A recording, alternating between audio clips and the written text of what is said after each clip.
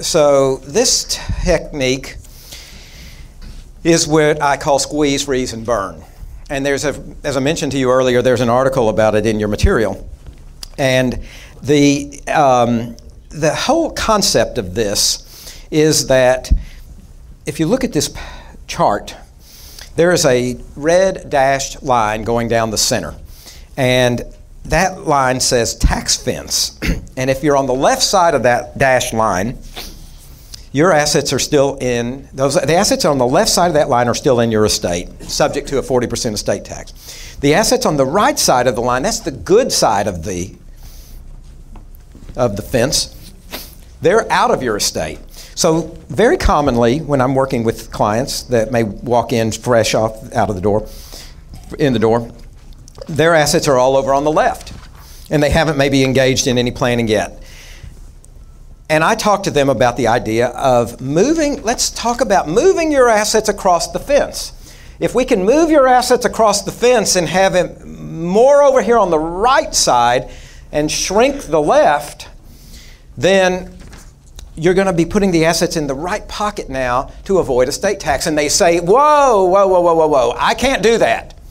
And I say, why? And they say, because you're going to tell me that when I move them over onto the right side, I lose control. And you're going to tell me that I lose access to them. You're wanting me to take them and put them into trust for my kids. And I'm not going to have control and I'm not going to have access. And I said, you've been talking to the wrong people. Because you don't have to do it that way. You can do this in a way where you can continue to have control and you can continue to have access. And they say, now we'll listen to you. And I understand that objection. Who wants to put all their assets away in a pocket that is not available for their own needs? That's not going to happen. But this is a different story. This squeeze, freeze, and burn is where you're going to move them over to the right side of the fence in a way that yes, sir. Some of us don't have, what's the right side and the left side? I have nothing to... The right side of the fence is coming. Yeah. Oh, you don't have the chart. You don't have the handout. We're going to bring it to you. So now, let's go to the page. There's a box right under the colored chart. And the first bullet point says estate freeze planning. So what we're really doing here is what we call estate freeze planning. And that's the freeze word in our trio of words. But the idea of estate freeze planning is that you want to freeze the value of your estate at today's level so that the growth is in a pocket that's not in your estate.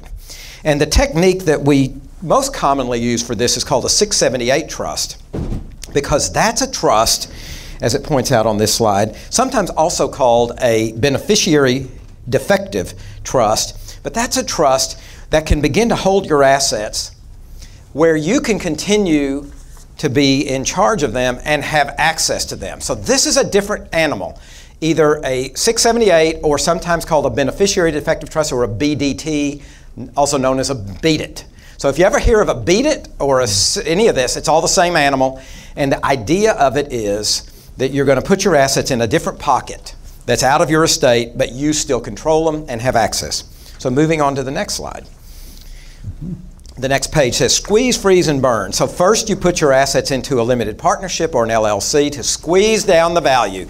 And let's talk about that for a minute. That's our old friend, the valuation discount. And Bruce and I were visiting about this last night. It's been with us for 3 decades now. When this first came out, people said, oh my God, that can't possibly work.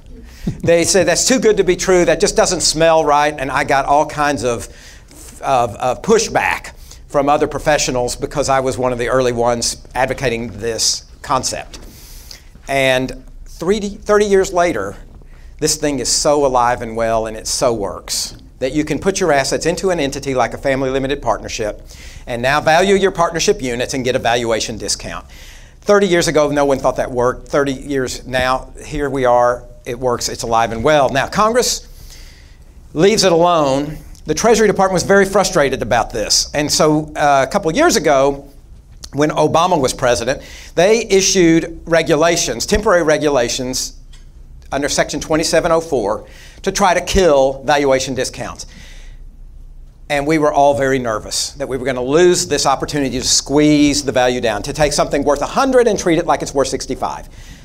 We were going to lose it. Trump gets elected. Treasury Department has now withdrawn those regulations because they have been deemed, quote, unduly burdensome. They are off the table. It's open season for valuation discounts. Now, Trump's not going to be in office forever. Who knows who will be one day? And these regulations have already been written. They will someday see the light of day again. My point is, act while we can to do the valuation discount. Yes, Jill?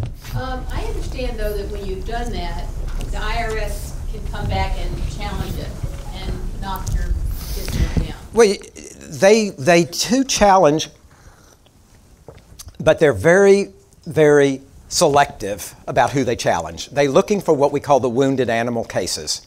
They don't challenge the ones who did it right. And 99% do it right.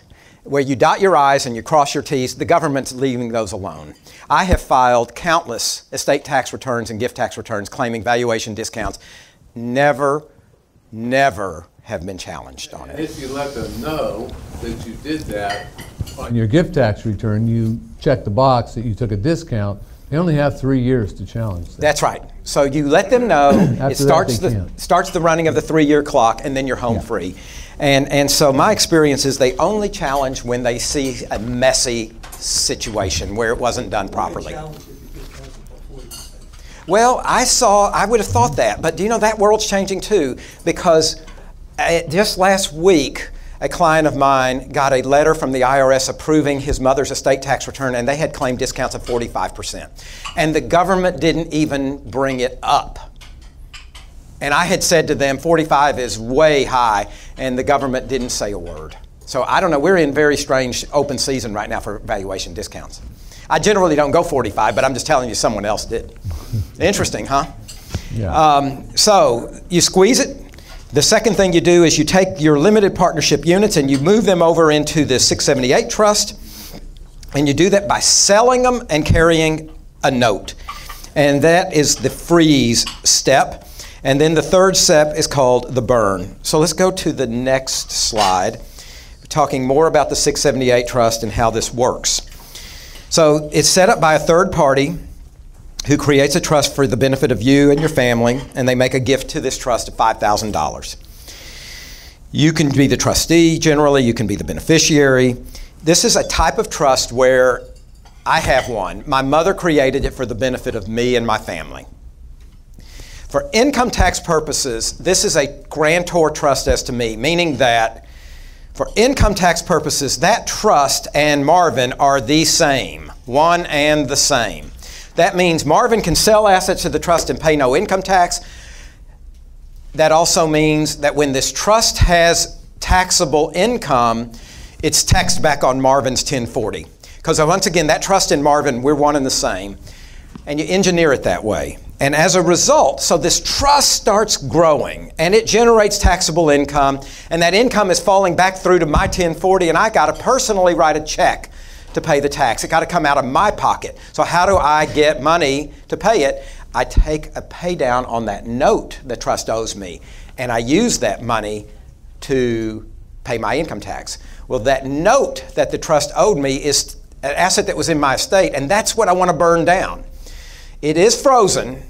If I put 100 over there, the note I got back was 65. The 100 could grow to 200 over there in the trust. My note is still 65, but I want to burn down my 65. So I need 10 to pay income tax. I take 10 as a payment on the note. My note's down to 55. So over time, I'm burning down the note. That's the burn phase. So we'll move on here. And my purpose today is actually not to cover every in and out of these things, because we don't have enough time to do all that. But again, the note call for interest? Yeah, the note calls for interest at the applicable federal rate, and we normally do a 9-year note, interest only, with a balloon payment at the end of 9 years. So the interest is hovering around 2%. The interest is, you pick the rate that's in effect for the month you did the transaction. yeah, without a date of due date. And so this avoids imputing because you fix it in at that applicable federal. So we generally you're running about 2% on that note.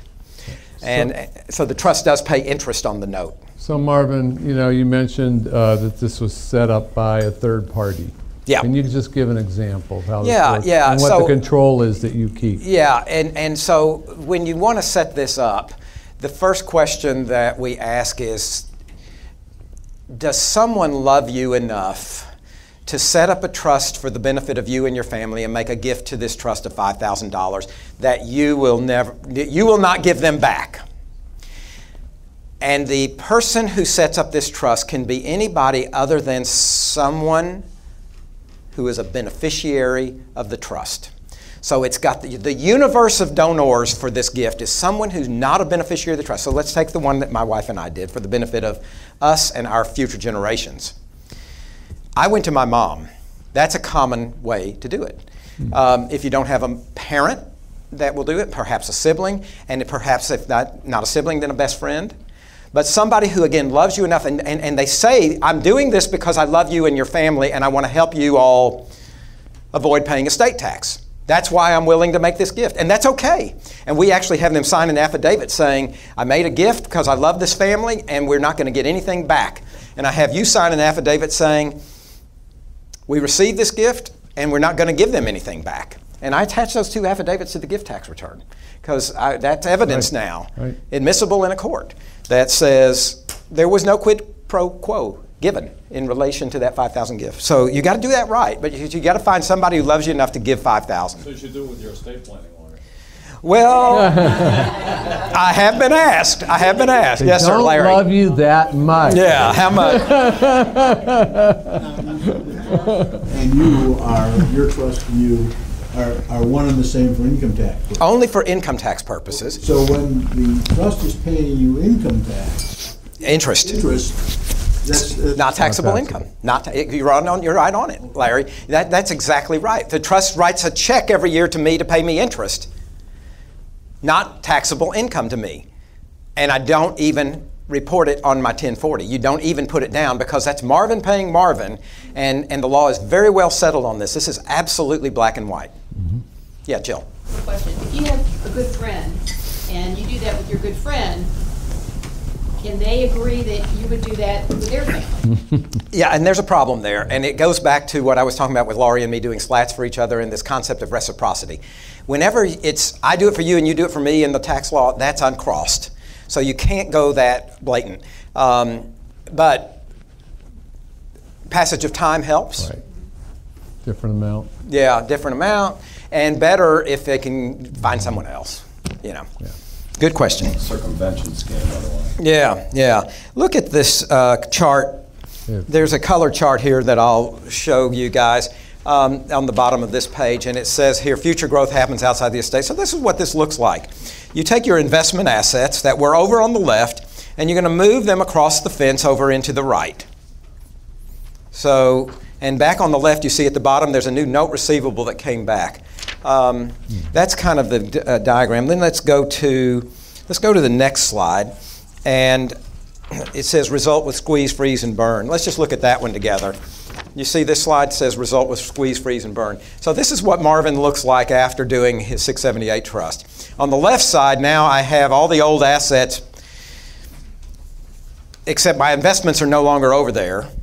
They have been moved over down to the right, and the new box that it comes in is that green box that says note receivable. That's the new box. And remember, the note receivable, that's frozen. And in my example, that note receivable was 65. The assets were 100. We took a 35% discount to squeeze down. Then we froze that at 65. So the note receivable is 65. And then over time, we're going to take note payments from the 678 trust across the fence. Marvin needs 10 to pay income tax. Marvin needs 5 to live on. Whenever I need money, money is going to come across the fence back to Marvin, paying down the note. We're going to eventually get the note paid off. The note eventually goes to zero, and you really celebrate then because your estate now has truly shrunk on the left side. The value is all still there. It's over on the right, but you shrunk the left down low, low, low. and you celebrate because now when you die, your estate is much, much smaller. The estate that's subject to the estate tax is much, much smaller. Yeah. Is this a way to pass in life money to your children? Yeah, it can be used to pass money to your children. Yeah. And in fact, very commonly we do the exact same thing we're talking about here, but instead of it being called a 678 trust, you do it with a defective grantor trust, also known as a DIGIT or an IDIGIT or an intentionally defective grantor trust. It's all same animal. That's when it's for your kids. And that is a great idea. The problem I run into is people will only go so far in giving money to their kids, and then lo and behold, they hit a wall and they say, that can't afford to give them any more because I can't take the chance that I may need access to this money. So when they get to that wall, we say, okay, now do 678. So Because 678 is for you. The big distinction with 678 over a typical trust that you did a sale of assets to is that because somebody else set it up for you, they are the settler, they set up the trust, you can now be a beneficiary of that trust. Yeah. That's the big distinction. Other trusts where you sell assets to a defective trust where that Marvin's talking about, that's great, that gets all the growth on those assets out of your estate, squeezes them down, but you can't be a beneficiary. Your spouse can in a slap, but you can't be. Right. Okay, in a 678 trust, because that $5,000 gift established that trust, you didn't establish it, someone did it for you, you can now actually be a beneficiary of that trust, and it's still not in your estate for estate tax purposes. There you go. Yeah, David. The limited partnership holding the assets on the right-hand side. Yeah. Is there any limitation on the kind of assets? No limitations other than the fact that you can't put an S corp in. Right. And you can't put retirement assets in. Right. So retirement assets would not go in. If you own an S corporation, that can't go into that box. Everything else can go in. And you have full freedom to invest however you like. So there's a whole lot more on this technique we were in trying the to cover packet. everything, but I just wanted to kind of sum up what the big takeaway on it is. Right. And so bottom line, squeeze, freeze, burn, you're ultimately going to get to the point where your assets are over here on the right side, not hit with the estate tax when you die.